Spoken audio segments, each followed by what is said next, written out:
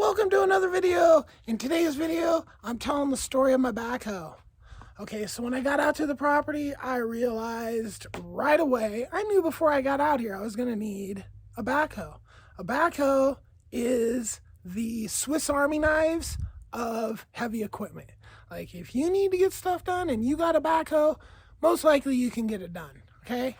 So I had a bank, I had just transferred my truck from my own personal loan to a company loan because I was going to buy this big property and I needed to have like zero in my name to buy this property, right? So when I was in there, this bank was just like, wow, guy, your credit's so great, just on and on and on. We'll give you whatever you want, okay, great. Cool, I don't need to worry about this. And I got out here, I found a backhoe, I called them up and they just started messing around. And this was this IQ credit union. And they just started dragging, maybe in a couple weeks we'll get around to it. And it was like, are you kidding me right now? So then after waiting all this time, they just like, we'll do like half. I don't even remember what the deal was, but it was basically like, I had some money to put on a down payment, but not like pay for half of the thing. It was ridiculous, right? So I just went online, and at that point, I literally had to rent a backhoe to get the work done that I needed to get done because I had scheduled the shipping containers to be dropped off, right? And I needed to put piers in the ground so they could be set on the ground, level and nice and everything like that, right? And I needed to have that work done. Well, needless to say, the bank screwed me around, and I had found a backhoe down to like Coos Bay or something, I think, and this backhoe. So I rented a backhoe, I did some work, and then I found this guy online, just quickly, because I was so busy. And this guy, I thought he was the loan because he had, a scammy little setup that got the traffic when you're, searching for heavy equipment loans. Well, he was just like an aggregator, right? He alone charged me $3,000. Like, are you kidding me? Just to get me a loan, you charge me and at the time, I'm desperate because I've got so much freaking work that I need to do with the backhoe. I wasn't paying attention to any of that. I didn't even know he charged me $3,000 until I had a fire and was looking into the loan because I was going to pay it off. And then I found this all out, right? Because at the time I was like, I don't care. I got great credit. And I got the worst loan you could possibly get. Like literally, I got charged $3,000 for the loan, and then the freaking loan I got is this can't pay it off, locked in for years. It's like I got like a year left or ish before it's paid off. But it's a terrible loan, but the insurance is good. So I finally got this thing here, and I started doing work around the property. I cleared my initial field that is slated to be the market garden, and I started digging a trench that was going to be the sewage treatment plant that ended up being where I dumped everything, all the gravel. There was a fire, everything burned on top of a gravel pad. So that gravel pad was filled with just like nasty crap. So I buried it in that hole, right? And covered it. It, totally fine, I'm sure. Not the greatest thing to have on the property, but overall where it's at, it's not really going to cause any problems. So before the fire, like I probably got a not a great quality backhoe. It's a 2005 and it's an ex Department of Transportation, which in my mind, I thought that was a good thing. I thought DOT would take good maintenance care, which they probably did, but they also probably used the shit out of it as well. Well, one of the first things I did when I got out here was I cut down a bunch of junipers, took them to Portland for my buddy to try to sell them as Christmas trees. Didn't work out. So I had a bunch of stumps because I cut them down with a chainsaw, right? And then when I was clearing the field, I ran into one of those stumps and freaking blew out the axle, which was like $8,000. But because it was an impact, I wrecked it basically and it broke, it was covered by insurance. Lucky me. Now, before that, the computers, 2 computers had gone out in there, replaced those. And so I posted for $100 an hour backhoe work on this board out here on the community I live in. And the only person to get a hold of me was this scammer dude.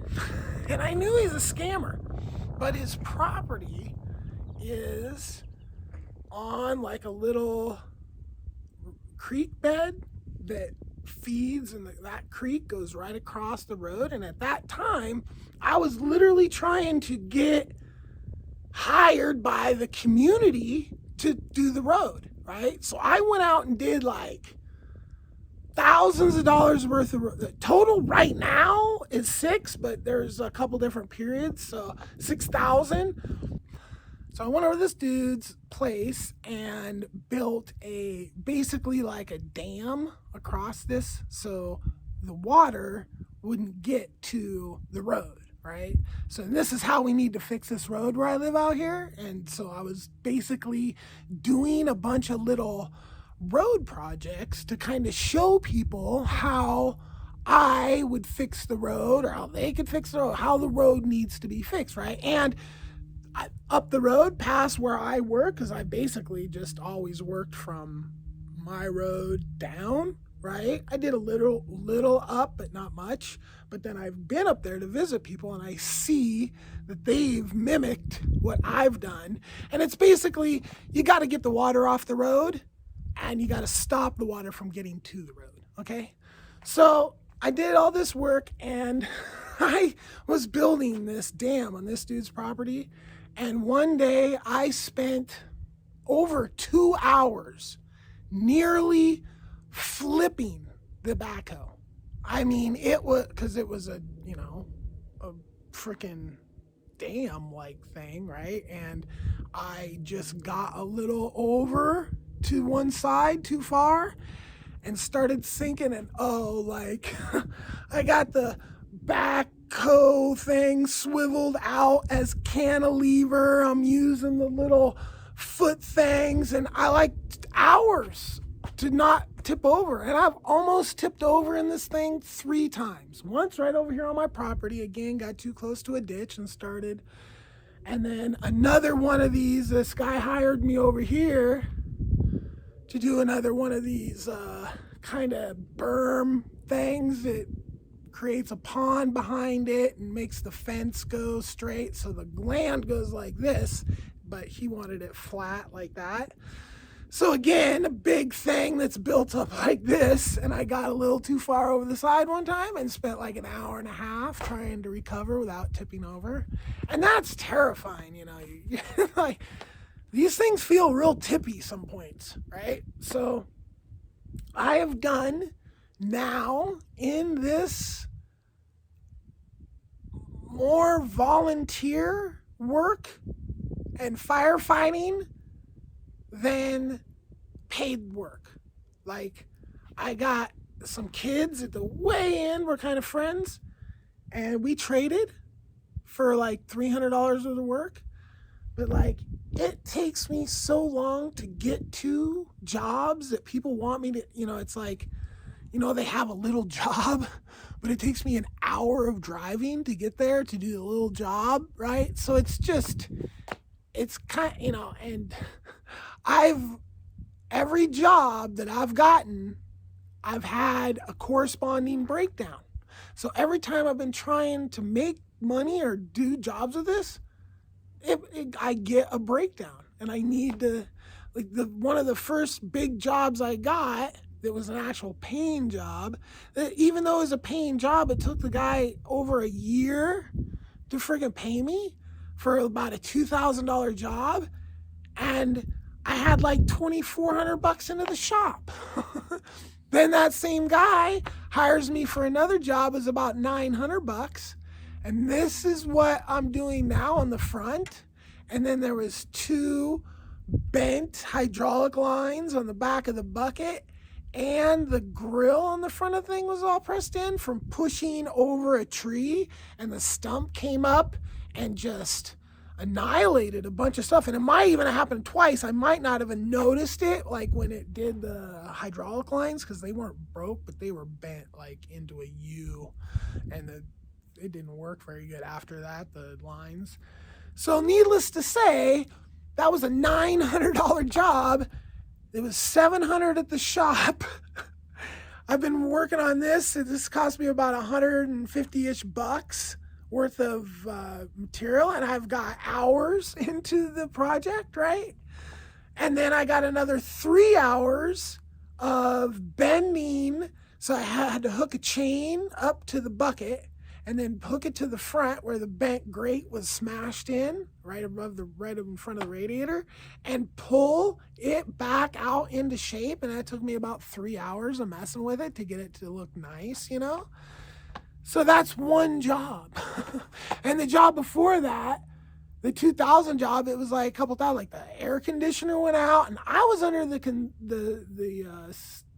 assumption that this dude needed his job done because he's putting up a fence for his horses. But he didn't get a fence. He still doesn't have a fence up there. So it was a little miscommunication. But needless to say, like, I just gave up 100% a few months ago on trying to even make money or do any jobs or anything. And after the post fire, so this fire, I put out a fire, or I didn't put it out, I stopped it from spreading right on the other side of my property, right? And like, I had to punch through these people's fence in 2 places, and I had to do all this, right? So then, like, what transpired after that started me thinking, like, I should not be doing this. I should not be putting I could go onto somebody's property and get freaking sued, okay?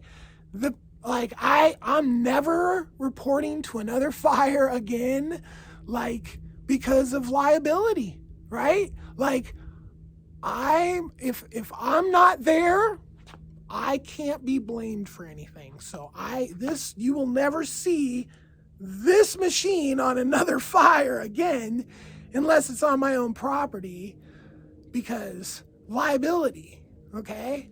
So I've been not taking jobs. People, hey, you know, the last job I did, literally, I've got 2 hydraulic pistons that need to be replaced after that job. And then there's this whole gizmo that's like up underneath inside of the back that kind of drives all the digger part, right?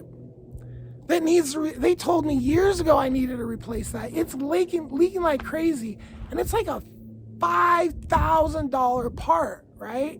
And I don't know, because I take it to the dealership. I don't know if that part can be rebuilt for not $5,000. I don't know, but so basically I need, and then every year it has to go into the shop for just, it's yearly, and that's, you know, a couple grand at least. So I mean, the thing needs like $7,000-8,000 right now to really kind of just be able to do with it whatever I want with it, you know. And you know, at this point, $7,000-8,000. Like, I don't even know if I'm gonna get it in for its yearly oil change, to be honest, because I hardly used it last year. So it's supposed to be in once a year, but I'm not using it. I've been only turning it on to do this work, right? So my experience with working it, like when I have gotten full jobs, like it's a horrible job. Like sitting down for work sucks. Like it just sucks. Like sitting there for 8 hours. I took this thing out to Terrebonne right after the fire. I posted on Craigslist and tried to get jobs. I got one job, right? And it was just horrible. Like it was like so many hours. And then, the guy just kept wanting like, oh, like stuff the backhoe couldn't do. I had to physically get out of the backhoe and move rocks and build all this shit by hand when I got hired for a backhoe job, right? And I was just like needing money, so I just did it. But by the end of the day, I was just freaking wrecked because sitting down and then just working your ass off, and I don't know. I lose money every single month on this thing. But every single time I've actually tried to do a job with it, I've lost even more money. So I'm giving up on it. I mean, I'm not giving up on it. Like, I'm giving up on trying to make it be a income. I'm going to make a video about how the road needs to be fixed, but if this community wanted me to fix that road right now, like, number one, I hate working in the thing. You know what I'm saying? Sitting down work sucks. And I'm going to need like serious dough. And this place doesn't have serious dough, I mean, initially, but now at this point, like, ugh. So if you're a person out there thinking about maybe backhoe might be a great way to derive an income, I would say no. It's a horrible way. Like, even if you are making money, you're sitting on your ass doing it. And that is not healthy. So, all right, there's a story of my backhoe. Like, subscribe, peace.